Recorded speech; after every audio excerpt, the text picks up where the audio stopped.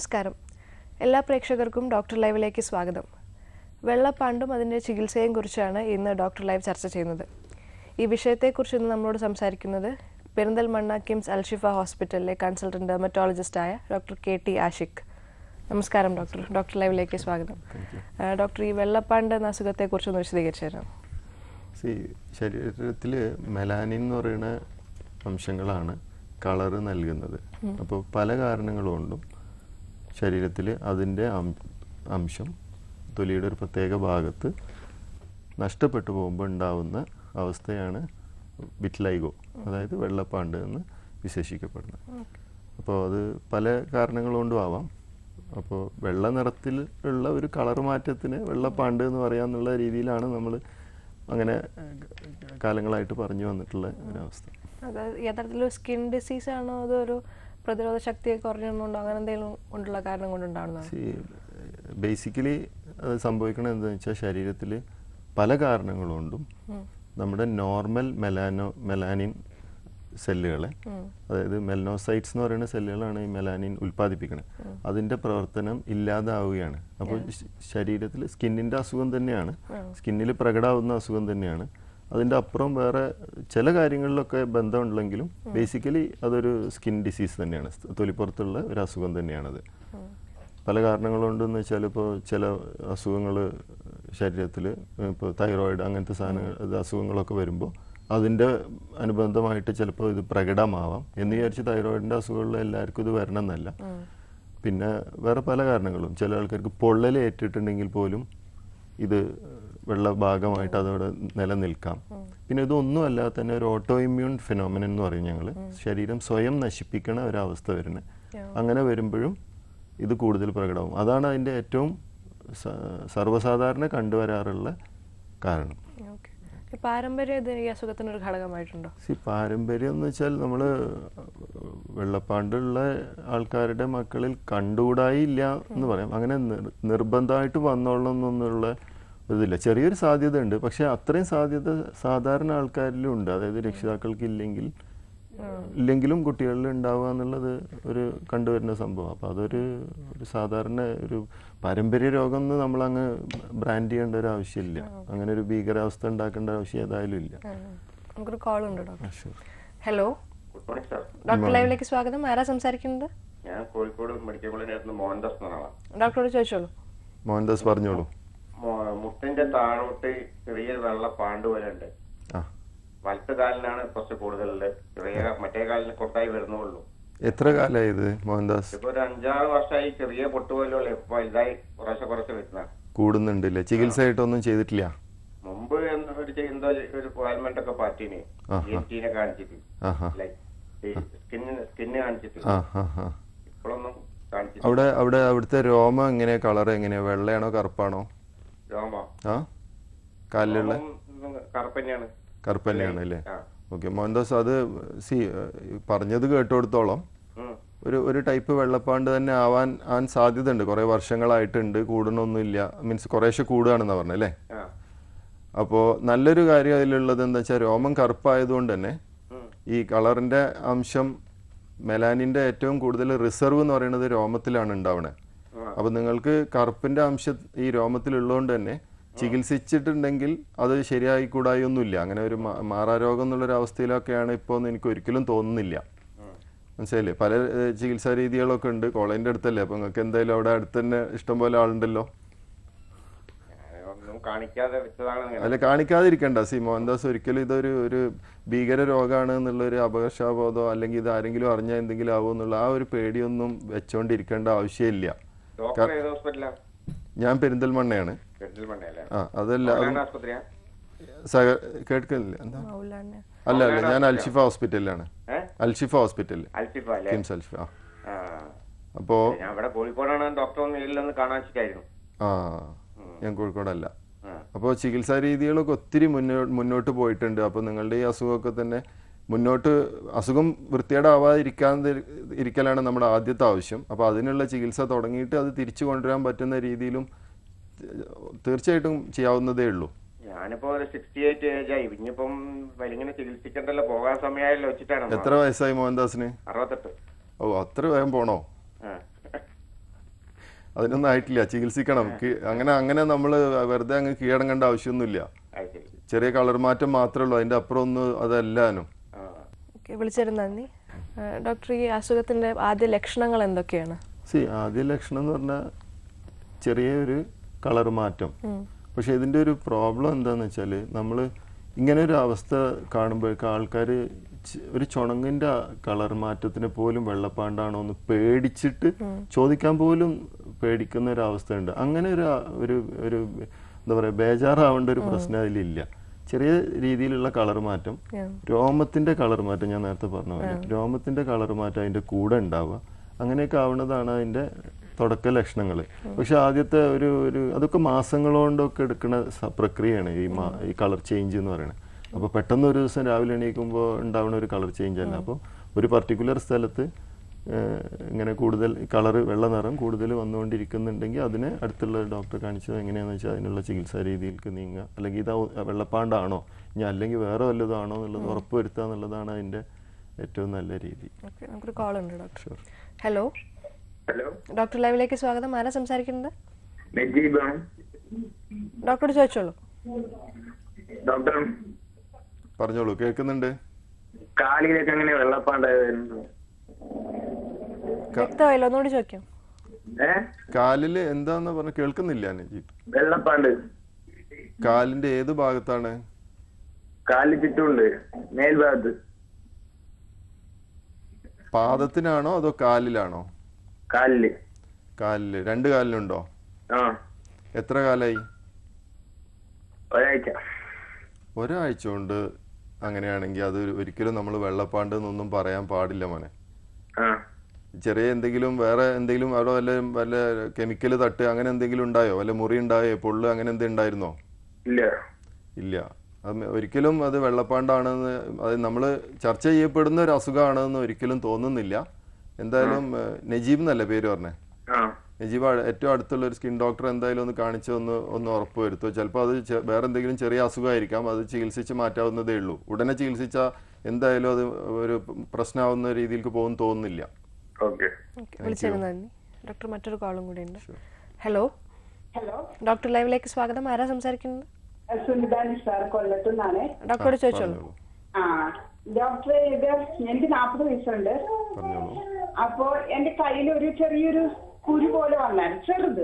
അത് ചൊറിച്ചിലുണ്ടായിരുന്നു. അത് ഞാൻ ഒരു ഓയിൻമെന്റ് തേച്ചപ്പം കുറച്ച് കഴിഞ്ഞപ്പോ അത് വെളുത്ത് ഇരിക്കുന്നു കയ്യില്. അത് ഞാൻ അപ്പൊ എന്താന്ന് അറിയാൻ വേണ്ടി പിന്നെ ഞാൻ ആ ഓയിൻമെന്റ് തേച്ചില്ല. അത് കഴിഞ്ഞ് പിന്നെ എനിക്ക് ഇപ്പുറത്തെ കയ്യിൽ ഇതുപോലെ ചെറിയൊരു ചൊറിച്ചിൽ വന്നപ്പോ ഞാൻ ആ ഓയിൻമെന്റ് തേച്ച്. അപ്പൊ ആ കയ്യിലും അവിടെ വെളുത്ത അടയാളം വന്നു. അന്നേരം ഇത് ഈ വേറെ കുഴപ്പം. നിങ്ങൾ ചെയ്ത രണ്ട് കാര്യങ്ങളിലുള്ളത് ഒന്ന്, മിക്കവാറും നിങ്ങൾ ചെയ്തിട്ട് തേച്ചു എന്ന് പറയുന്ന ആ മരുന്ന് ഭയങ്കര സ്ട്രോങ് ആയിട്ടുള്ള തൊലിയുടെ ഈ മെലാനിൻ അംശങ്ങൾ നഷ്ടപ്പെടുത്താൻ സാധ്യത വരെയുള്ള മരുന്നുകളാവാനാണ് സാധ്യത. അപ്പൊ ഇത് വെള്ള നിറത്തിലുള്ള ഒരു കളർ മാറ്റം എന്ന് പറയാന്നല്ലാതെ വെള്ളപ്പാണ്ട് എന്ന് പറയണതിനോട് എനിക്ക് യോജിപ്പില്ല. ചെയ്തത് അല്ല, ടെസ്റ്റ് ചെയ്യണ്ട. നിങ്ങൾ ഈ ചെയ്തോണ്ടിരിക്കുന്ന പരിപാടി നിർത്താം ആദ്യം. ഇനി അങ്ങോട്ട് മുന്നോട്ടൊന്നും തേക്കാണ്ടിരിക്കൂ, അടുത്തുള്ള ഡോക്ടറെ കാണിക്കൂ. ഇങ്ങനെ ഓരോ മരുന്നുകൾ അവിടെ ഇവിടെയൊക്കെ വാരി തേച്ചിട്ടുണ്ടെങ്കിൽ ഉണ്ടാവുന്ന ഓരോ ബുദ്ധിമുട്ടുകൾ തന്നെയാണിത്. അപ്പൊ ടെസ്റ്റ് ചെയ്യുന്നതിന് വരട്ടെ, ഒരു മാസം ഒന്നും ചെയ്യാതിരിക്കൂ. അപ്പൊ താനെ ഈ നിങ്ങൾ സ്വയം ഉണ്ടാക്കി വെച്ച ഉപദ്രവങ്ങളൊക്കെ ആദ്യം താനെ അത് തിരിച്ചു പോവും. അപ്പൊ പിന്നെ ടെസ്റ്റ് ഒന്നും വേണ്ട, അത് തന്നെ ടെസ്റ്റ്. അല്ല, അന്നേരം വെളുത്ത കളറ് മാറിയിട്ടില്ല. ഞാൻ ഒരു വട്ടം തേച്ചോളൂ, പിന്നെ എനിക്ക് തേച്ചില്ല. രണ്ട് കയ്യിലും ഒരു കയ്യിൽ ഒരുവിധം ഉണ്ട്, മറ്റേ കയ്യില് ചെറുതായിട്ടേ ഉള്ളൂ. അന്നേരം എല്ലാരും ചോദിക്കുന്നത് വെള്ളപ്പാണ്ടാണോ എന്ന് ചോദിച്ചു. അല്ല, അത് നിങ്ങൾക്ക് ആ കുരു അതിന് എന്തോ അസുഖം ഉണ്ടായി എന്ന് പറഞ്ഞപ്പോ അതിന് ഡോക്ടർ എഴുതി തന്ന മരുന്നാണോ അതോ നിങ്ങൾ ചുമ്മാ പോയി വാങ്ങിയതാണോ? ഞാൻ വെറ്റ്നോവേറ്റ് ആണ് തേച്ചത്.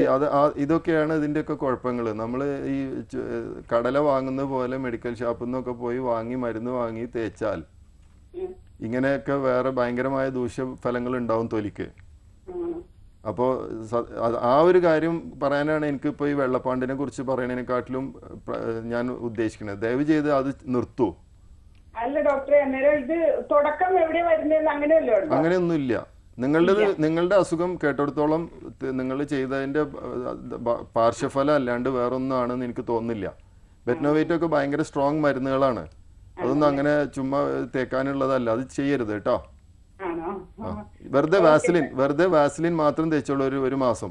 അപ്പോൾ അത് സ്കിന്ന് താനെ ശരിയാവും, നോർമലാവും. എന്നിട്ടില്ലെങ്കിൽ അടുത്തുള്ള ഒരു സ്കിൻ ഡോക്ടറെ ആരെയും കാണിച്ചോളൂ, കുഴപ്പമില്ല. ശരി, വിളിച്ചതിന് നന്ദി. ഡോക്ടർ മറ്റൊരു കോളും കൂടി ഉണ്ട്. ഹലോ ഹലോ, ഡോക്ടർ ലൈവിലേക്ക് സ്വാഗതം. ആരാ സംസാരിക്കുന്നത്? അമീൻ. ഡോക്ടറോട് ചോദിച്ചോളൂ. പറയോ അമീൻ, എന്താണ്? അതെ, വെള്ളപ്പാണ്ടിന്റെ ലക്ഷണങ്ങൾ പറയാമോ ഡോക്ടറെ? കേൾക്കുന്നില്ല അമീൻ, ഒന്നുകൂടി ചോദിക്കോ. അത് വെള്ളപ്പാണ്ടിന്റെ ലക്ഷണങ്ങളോ? വെള്ള നിറത്തിലുള്ള കളർ മാറ്റം കുറെ കാലമായിട്ട് ഉണ്ടാവുക, ശരീരത്തിൽ മാറ്റങ്ങളൊന്നും ഉണ്ടാവരുത്. ജനിച്ചപ്പോൾ ഉണ്ടാവുന്നതാവും ചെയ്യരുത്. രോമം ഉണ്ടെങ്കിൽ രോമം കളറ് വെള്ളയാവണുണ്ടോ എന്നുള്ളത് അതിന്റെ മറ്റൊരു ലക്ഷണമാണ്. അമീന് സംശയം തീർക്കാൻ വിളിച്ചതാണോ അതോ ശരീരത്തിൽ അങ്ങനെ എന്തെങ്കിലും കണ്ടിട്ട് വിളിച്ചാണോ? ഓക്കെ, വിളിച്ചതിന് നന്ദി. ഡോക്ടർ ലൈവിൽ ഒരു ഇടവേളയാണ്.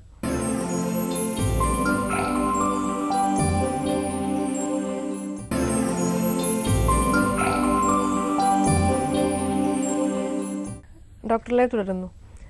ഡോക്ടർ, ഈ ചുണങ്ങും വെള്ളപ്പാണ്ടും തമ്മിൽ എന്തെങ്കിലും ബന്ധമുണ്ടോ? ഒരു ബന്ധവുമില്ല. വെള്ള നിറത്തിലാണെന്നല്ലാതെ വേറൊരു ബന്ധവുമില്ല. ഒരിക്കലും അത് തമ്മിൽ ഒരു കൂട്ടി വായിക്കാൻ പാടില്ലാത്ത കാര്യങ്ങളാണ്. ചുണങ്ങ് എന്ന് പറയുന്ന ഒരു ഫംഗൽ അസുഖമാണ്. ഫംഗസ് ശരീരത്തിൽ ഉണ്ടാക്കുന്ന ഒരു കളർ മാറ്റം. ഞാൻ നേരത്തെ പറഞ്ഞ ഈ വെള്ള നിറം കാണുന്നതോടുകൂടി എല്ലാവരും ഇത് വെള്ളപ്പാണ്ടാണോ എന്നുള്ളൊരു പേടിയിലേക്ക് പോകുന്ന ഒരു പ്രതിഭാസമുണ്ട്. അപ്പോൾ അതുമായിട്ട് യാതൊരുമില്ല. ചുണങ്ങ് എന്ന് പറയുന്നത് ഒരു മാസമൊക്കെ പരമാവധി ചികിത്സിച്ച് ശരിയാക്കാവുന്ന ഒരു അസുഖം മാത്രമേ ഉള്ളൂ. ഓക്കെ. അപ്പോൾ ഈ വെള്ളപ്പാണ്ട് സാറ് പറഞ്ഞു ഇത്ര ദിവസങ്ങളുള്ള വെള്ള കളർ ഉണ്ടെങ്കിൽ അത് വെള്ളപ്പാണ്ടല്ല എന്ന് ഒരു കോളറോട് പറഞ്ഞതാണ്. അപ്പോൾ എത്ര കാലങ്ങൾ കൊണ്ടാണിത്? ഈ മാസങ്ങളോളം, പ്രത്യേകിച്ച് പല ചികിത്സയും ചെയ്തിട്ട് അല്ലെങ്കിൽ ഒന്നും ചെയ്യാതെ തന്നെ മുന്നോട്ടും പോകുന്നില്ല, ബാക്കോട്ട് പോകുന്നില്ല, നല്ലപോലെ അങ്ങനെ നിൽക്കുക. ഈ രോമത്തിൻ്റെ കളർ മാറ്റങ്ങൾ ഉണ്ടോ എന്നുള്ള അങ്ങനത്തെ ഭാഗങ്ങളിൽ വരുന്നുണ്ടെങ്കിൽ അത് നോക്കുക. പിന്നെ കളർ കൂടി വരിക, തുടുത്ത് വരുന്ന അവസ്ഥ ഉണ്ടെങ്കിൽ അത്, അങ്ങനത്തെ കാര്യങ്ങളൊക്കെ ഉണ്ടാകുമ്പോഴാണ് നമ്മളൊന്ന് ശ്രദ്ധിക്കേണ്ടതെന്നേ ഉള്ളൂ. അത് പെട്ടെന്ന് ഒരിക്കലും ഒരു ഈ പറഞ്ഞ പോലെ നേരത്തെ മറ്റാൾ പറഞ്ഞ പോലെ ഒരാഴ്ച കൊണ്ടൊന്നും അങ്ങനെ പെട്ടെന്ന് കാലിലൊന്നായിട്ട് വെള്ളപ്പാണ്ട് എന്നുള്ളൊരു അവസ്ഥയൊന്നും ഉണ്ടാവാനുള്ള സാധ്യതകളില്ല. ഹലോ, ഡോക്ടർ ലൈവിലേക്ക് സ്വാഗതം. ആരാ സംസാരിക്കുന്നത്? എന്റെ പേര് ജയൻ എന്നാണ്. ഞാൻ ബാംഗ്ലൂരിൽ നിന്നാണ് വിളിക്കുന്നത്. എന്റെ മമ്മിക്ക് വേണ്ടിയാണ് ഞാൻ വിളിക്കുന്നത്. പറഞ്ഞോളൂ. ആക്ച്വലി മമ്മിക്ക് 1.5 വർഷം മുമ്പാണ് ഇത് ഫസ്റ്റ് ടൈം ഇത് സ്റ്റാർട്ട് ചെയ്തത്. ഇത് കയ്യിലാണ് തുടങ്ങിയത്, വെള്ള പാടായിട്ട്. ഇപ്പം ആക്ച്വലി മമ്മി മെഡിസിൻ എടുക്കുന്നുണ്ടായിരുന്നു. അപ്പൊ ഏകദേശം പെട്ട അതൊരു ഇമ്പ്രൂവ്മെന്റ് ഒന്നും കാണാൻ ഇപ്പം തൽക്കാലത്തേക്ക് മെഡിസിൻ നിർത്തി. ഡോക്ടേഴ്സ് സജസ്റ്റ് ചെയ്തത് പിന്നെ രാവിലെയുള്ള സൂര്യന്റെ ഇത് കൊള്ളണം, അങ്ങനെയുള്ള കൊള്ളുന്നുണ്ടായിരുന്നു. പക്ഷെ ഇമ്പ്രൂവ്മെന്റ് ഒന്നും കാണുന്നില്ല. ജസ്റ്റ് വാണ്ട് ടു നോ അതിപ്പോ മാറുമോ ഇല്ലയോ എന്നുള്ള ഒരു കൺഫ്യൂഷൻ. അത് കൂടുന്നുണ്ടോ ഇല്ലയോ എന്നുള്ളതാണ് എനിക്ക് ചോദിക്കാനുള്ളത്. കൂടുന്നുണ്ട് മീൻസ് സ്പ്രെഡ് ആദ്യം കയ്യിലായിരുന്നു സ്റ്റാർട്ട് ചെയ്ത്. ഇപ്പൊ അത് മുഖത്തും ഒക്കെ ആയി വരുന്നുണ്ട്. ഇപ്പം മമ്മി മെഡിസിൻ എടുക്കുന്നുണ്ടായിരുന്നു. പക്ഷെ ഇപ്പം അത് ഒരു ഇമ്പ്രൂവ്മെന്റ് ഇല്ലാത്തതുകൊണ്ട് തൽക്കാലം മെഡിസിൻ സ്റ്റോപ്പ് ചെയ്തേക്കോ. അല്ല, മമ്മിയുടെ അസുഖം കൂടുന്ന അവസ്ഥയിലായതുകൊണ്ട് നമ്മൾ ആദ്യം ബ്രേക്ക് ഇടണം, എന്നിട്ടല്ലേ നമുക്ക് റിവേഴ്സ് ചെയ്യണതിനെ പറ്റി ചർച്ച ചെയ്യാൻ പറ്റുള്ളൂ. അപ്പോൾ എന്തായാലും നിങ്ങൾ ചികിത്സിക്കാതിരിക്കുക എന്നുള്ളത് ഒരു നല്ല ഉപദേശമല്ല. നിങ്ങൾക്ക് പ്രായോഗികമായിട്ടുള്ള എന്തെങ്കിലും ഒരു ചികിത്സ എടുക്കുക എന്നുള്ളതാണ്. കാരണം രാവിലെ ചിലപ്പോൾ ഈ അമ്മയ്ക്ക് വെയിൽ കൊള്ളലോ ഒന്നും ചിലപ്പോൾ അത്ര പ്രായോഗികം ആയിക്കൊള്ളുന്നില്ല. അല്ലാത്ത ഒത്തിരി ചികിത്സാ രീതികളുണ്ട്. ഫോട്ടോതെറാപ്പി എന്ന് പറഞ്ഞൊരിതുണ്ട്, നാരോ ബാൻഡ് UVB, അതൊക്കെ ബാംഗ്ലൂരിലൊക്കെ ഒത്തിരി സ്ഥലങ്ങളിലുള്ളതാണ്. അപ്പോൾ അങ്ങനത്തെ ഒക്കെ കാര്യങ്ങളാകുമ്പോൾ നിങ്ങൾക്ക് പോയി അമ്മേനെ കൊണ്ടുപോയി ലൈറ്റ് അടിക്കാൻ പറ്റും. അതൊരു പ്രത്യേക അളവിലുള്ള ഒരു രശ്മികൾ ശരീരത്തിൽ കൊടുക്കുന്ന ഒരു ചികിത്സാ രീതി. അത് ആഴ്ചയിൽ 3 പ്രാവശ്യം അങ്ങനെയൊക്കെ ചെയ്താൽ തന്നെ അസുഖം മുന്നോട്ട് പോകൽ തടയാൻ സഹായിക്കും ഒരു പരിധി വരെ. അപ്പോൾ അത് കേരളത്തിൽ ഏറ്റവും നല്ല ട്രീറ്റ്മെന്റ് എവിടെ കിട്ടുന്നതെന്ന് സജസ്റ്റ് ചെയ്യുമോ? അങ്ങനെ പ്രത്യേകിച്ച് ഒന്നുമില്ല. നിങ്ങൾക്ക് ഇത് നീണ്ടകാലം ചികിത്സ വേണ്ട സ്ഥിതിക്ക് ഞാൻ അഡ്വൈസ് ചെയ്യാൻ നിങ്ങൾക്ക് എപ്പോഴും ഇടയ്ക്കിടയ്ക്ക് പോയി കാണാൻ പറ്റുന്ന ഒരു ഡോക്ടറായിരിക്കും ഏറ്റവും നല്ലത് എന്നാണ്. കാരണം നമ്മൾ ഒരിക്കൽ പോയി കണ്ടാൽ പോരല്ലോ, അത് കഴിഞ്ഞിട്ട് പിന്നെ ഇടയ്ക്ക് ഫോളോ അപ്പ് ഒക്കെ വേണ്ടി വരാം. അപ്പോൾ നിങ്ങൾക്ക് ഏറ്റവും കംഫർട്ടബിൾ ആയിട്ടുള്ള ഏറ്റവും അടുത്തുള്ള ഡോക്ടർ ആരെ എടുത്തായാലും സ്കിന്നിന്റെ ഡോക്ടർ ആയിരിക്കണം. അപ്പോൾ അവർക്ക് അതിനെക്കുറിച്ച് കൂടുതൽ ആധികാരികമായിട്ട് നിങ്ങൾക്ക് പറഞ്ഞ് ഉപദേശിച്ച് തരാൻ പറ്റും, ചികിത്സിക്കാനും പറ്റും. തൈറോയിഡിന്റെ ടെസ്റ്റ് ചെയ്തായിരുന്നു. തൈറോയിഡിന് അങ്ങനെ പ്രോബ്ലങ്ങളൊന്നുമില്ല. ആക്ച്വലി മമ്മി ഫസ്റ്റിൽ ഏകദേശം 1 വർഷത്തോളം ഒരേ ഡോക്ടറിന്റെ അടുത്ത് തന്നെ ആയിരുന്നു. പക്ഷെ ഒരു ഇമ്പ്രൂവ്മെന്റ് കാണാഞ്ഞുകൊണ്ട് വേറൊരു ഡോക്ടറിനെ കണ്ടു. പക്ഷെ എന്നിട്ട് ഒരു ഇമ്പ്രൂവ്മെന്റ് കണ്ടില്ല. അതാണ്. അതെ. പക്ഷെ അത് എന്തായാലും അത് തൈറോയിഡിനൊക്കെ നോർമൽ ആണെങ്കിൽ നല്ല കാര്യം. പക്ഷെ ചികിത്സിക്കാതെ ഇട്ടിട്ടുണ്ടെങ്കിൽ അത് മാനസികമായിട്ട് അവരെ ഭയങ്കര തകർത്ത് കളയും. അപ്പൊ ആ ഒരു ഡോക്ടർ ഇത് മാറുമെന്ന് ഇത് മാറുന്ന ഒരു രോഗമാണോ? ചികിത്സ ഉള്ള അസുഖമാണ്, കൺട്രോൾ ചെയ്യാവുന്നതാണ്. പക്ഷെ ചില ആൾക്കാരുടെ അസുഖം നമ്മൾ തടയാൻ ശ്രമിച്ചാലും ചിലപ്പോൾ തടയാൻ പറ്റിക്കൊള്ളുന്നില്ല. അത് അവരുടെ ശരീരത്തിന്റെ പ്രതിരോധത്തിന്റെ അവസ്ഥയൊക്കെ അനുസരിച്ചിരിക്കും. പക്ഷെ എന്തായാലും നമ്മൾ 1 മാസം കൊണ്ടോ 2 മാസം കൊണ്ടോ ഒന്നും പ്രത്യേകിച്ച് ഇങ്ങനത്തെ ഉള്ള അവസ്ഥയിലൊന്നും ഒരു ഭയങ്കര ഫാസ്റ്റ് ആയിട്ടുള്ള ഒരു പ്രതികരണം പ്രതീക്ഷിച്ചിട്ടാവരുത് ചികിത്സ തുടങ്ങുന്നത്. അപ്പൊ അങ്ങനെ ആയിട്ടുണ്ടെങ്കിൽ എന്തായാലും നിങ്ങൾക്ക് അത് കൺട്രോൾ ചെയ്യൽ ആദ്യം, എന്നിട്ട് അമ്മയ്ക്ക് പ്രകടമാവുന്ന ഭാഗത്തുള്ളതൊക്കെ വേറെ പല രീതികളൊക്കെ ഉണ്ട്. അങ്ങനെയൊക്കെ ചികിത്സിച്ച് ശരിയാക്കി എടുക്കാവുന്നതേ ഉള്ളൂ. ഞാൻ പറഞ്ഞ മനസ്സിലായല്ലോ? ഡോക്ടർ ലൈവ് ഒരു ഇടവേളയാണ്.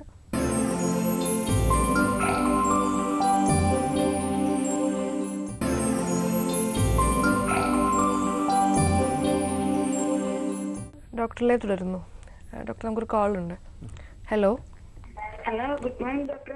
ഡോക്ടർ ലൈവിലേക്ക് സ്വാഗതം. ആരാ സംസാരിക്കുന്നത്? എന്റെ പേര് അംബരി എന്നാണ്. ഞാൻ കൊല്ലത്തുനിന്ന് വിളിക്കുകയാണേ. ഡോക്ടർ ചോദിച്ചോളൂ. എന്റെ മോന് 3.5 വയസ്സാണ് കേട്ടോ. അവന്റെ കാലിൽ ഇങ്ങനെ ഒരു വെള്ള പാട് പോലെ വരുന്നുണ്ട്. അതിനൊന്ന് വീണ് ആ പായന്റെ ഒരു ചെറിയ പാടുണ്ടായിരുന്നു. പിന്നെ കാലിൽ 2 കാലിന്റെ മുട്ടിലാണ് കൂടുതലായിട്ട് കാണുന്നത്. കാലിന് താപ്പോട്ട് മാത്രമേ ഉള്ളൂ. ആ വെള്ള പാട് പോലെയാണ്. 3.5 വയസ്സായി പറഞ്ഞ്? 3.5 വയസ്സായി. തുടങ്ങിയിട്ട് എത്ര കാലമായി ഇത് അസുഖം? തുടങ്ങിയിട്ട് ഒരു 6 മാസം കഴിഞ്ഞിട്ടുണ്ട്. ഇപ്പൊ ഏതാണ്ട് ഒരു വർഷം ആവാറായി. ഇപ്പൊ അത് ആദ്യമേ ഇടയ്ക്ക് വെച്ചങ്ങ് കൂടുതലായിരുന്നു. ഇപ്പൊ അത് കുറഞ്ഞു വന്നുകൊണ്ടിരിക്കുക. ഇപ്പൊ ഒരു മുട്ടില് ആശേഷമില്ല. ഒരു മുട്ടിലങ്ങ് മുട്ടിന് താപ്പോട്ടേ ഉള്ളു അവന്റെ കാലില്. ഒരു കാലിൽ ഇപ്പോഴും ഉണ്ട്. ഒരു കാലില് മാറിക്കൊണ്ടിരിക്കുക. അത് ചികിത്സയിലാണ് ഇപ്പൊ ഉള്ളത് അല്ലേ? ഇല്ല, ചികിത്സയിൽ ആയുർവേദം കാണിച്ചുകൊണ്ടിരിക്കുവായിരുന്നു. ഇപ്പൊ അത് അവര് പറഞ്ഞു കണ്ടിന്യൂ ചെയ്താൽ മതി, കുഴപ്പമില്ലെന്ന് പറഞ്ഞു. ഇപ്പൊ ആയുർവേദം കാണിച്ചുകൊണ്ടിരിക്കുവാണ്. കുറയുന്നുണ്ടെങ്കിൽ പിന്നെ വലിയൊരു പ്രശ്നമുള്ള ഒരു അവസ്ഥയിലാണെന്ന് എനിക്ക് തോന്നുന്നില്ല. പക്ഷെ ഇതിൽ ശ്രദ്ധിക്കേണ്ട ഒരു കാര്യം, ഈ മുട്ടിന്റെ ഭാഗത്തൊക്കെ ഈ എല്ലുകളുടെ ജോയിന്റുകളിൽ അങ്ങനത്തെ സ്ഥലങ്ങളിൽ കളർ മാറ്റങ്ങൾ ഉണ്ടാകുമ്പോൾ അത് സമയമെടുക്കും കുറയാൻ, പ്രതികരിക്കാൻ. ചികിത്സയോട് ഏത് ചികിത്സയാണെങ്കിലും അതിനോട് പ്രതികരിക്കാൻ സമയം കൂടുതലെടുക്കും. പിള്ളേരാകുമ്പോൾ അതിൻ്റെതായ ബുദ്ധിമുട്ടുകൾ അതും കൂടെ ഉണ്ടാവും. അപ്പോൾ കുറയുന്ന സ്ഥിതിക്ക് പിന്നെ നമ്മൾ വേറെ അതിനെ കുറിച്ച് കൂടുതൽ വേവലാതിപ്പെടേണ്ട ഒരു പ്രശ്നം ഉണ്ടെന്ന് എനിക്ക് തോന്നുന്നില്ല. ഒരുപാടൊന്നും വെള്ള പോലല്ല, നമ്മള് വീട് തൊലി പോകത്തില്ലേ. അപ്പൊ പിന്നെ അതൊന്നും വലിയൊരു പ്രശ്നമല്ലേ. പിന്നെ ഒന്നാമത് ഇത് നിങ്ങൾ അടുത്തുള്ള ഏതെങ്കിലും ഒരു സ്കിൻ ഡോക്ടറെ കാണിച്ചിട്ട് ഇത് എന്താണെന്ന് ഉറപ്പുവരുത്തും. കൊല്ലത്ത് അസീസ എന്ന് പറയുന്ന ഒരു ഡോക്ടർ അവിടെ ചെന്ന് കാണിച്ചായിരുന്നു. അപ്പൊ ഇംഗ്ലീഷ് മരുന്ന് ഇട്ടപ്പോഴത്തേനും അവന് ദേഹമൊക്കെ അങ്ങ് ചൊറിച്ചിലായിരുന്നു, മുട്ടിലൊക്കെ അങ്ങ് ചൊറിച്ചിലായിരുന്നു. മരുന്ന് ഇടുമ്പോ കുഞ്ഞിനങ്ങ് വല്ലാത്തൊരു വെപ്രാളം പോലെ ആയിരുന്നു. അപ്പൊ ചൊറിയുന്ന അവനിങ്ങനെ കാണിക്കും, ചൊറിയുന്ന കാണിക്കും. പിന്നെ അത് കഴുകി അല്ലെങ്കിൽ തുടച്ചു കഴിയുമ്പോഴാണ് പിന്നെ അതൊരു ആശ്വാസം. അങ്ങനെ അല്ലാത്ത മരുന്നുകളൊക്കെ ഒത്തിരി ഉണ്ട്. അങ്ങനെ ബുദ്ധിമുട്ട് ചില ആൾക്കാർക്ക് ചിലപ്പോൾ അത് ബുദ്ധിമുട്ട് വന്നിട്ടുണ്ടായിരിക്കാം. പക്ഷെ പിന്നെ അവന് ആയുർവേദം കാണിച്ചത്. ആയുർവേദം കാണിച്ചപ്പോ കുഴപ്പമില്ലായിരുന്നു. അവിടുന്ന് ഒരു എണ്ണയും ഒരു ഗുളിക മാതിരി ഒരു സാധനം ഉണ്ടായിരുന്നു. അതും കൊടുത്തതിന് ഇപ്പൊ കുറവുണ്ട്. എന്നാലും കുഞ്ഞിന്റെ അല്ലേ, പേടിക്കാനൊന്നുമില്ല. അത് ഒരിക്കലും കുറയുന്ന സ്ഥിതിക്ക് എന്തായാലും അത് ഇമ്പ്രൂവ് ചെയ്യേണ്ടതാണ്.